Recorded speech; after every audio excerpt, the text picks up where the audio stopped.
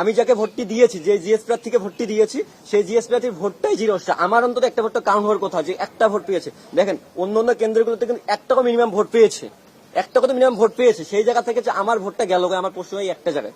গতকালকে হচ্ছে ম্যামের সাথে একটা হচ্ছে ছাত্র দলের ম্যামের সাথে একটা মানে একটা কনফ্লিক্টে গেছে, মানে এরকম একটা ভিডিও ছড়াইছে, পুরো বাংলাদেশে ছড়িয়ে গেছে।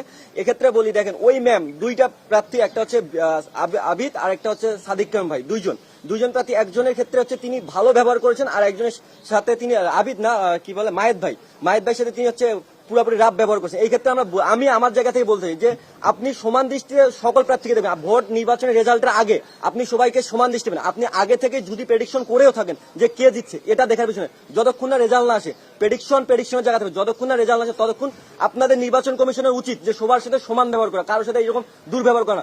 আপনি অভিযোগ পাচ্ছেন, আপনি এর আগে অনেক অভিযোগ পেয়েছেন। আপনি দেখেন, আপনি যে নির্বাচনী যে আপনি গঠনতন্ত্র দিয়েছেন যে কিভাবে নির্বাচন, তারপর হচ্ছে আপনি মনের পরে সংগ্রহের ডেটও একদিন বাড়াইছেন। এটা কিভাবে বাড়াইছেন সেটাও আমাদের জানা, এটা সবাই জানে কেন বাড়াইছেন।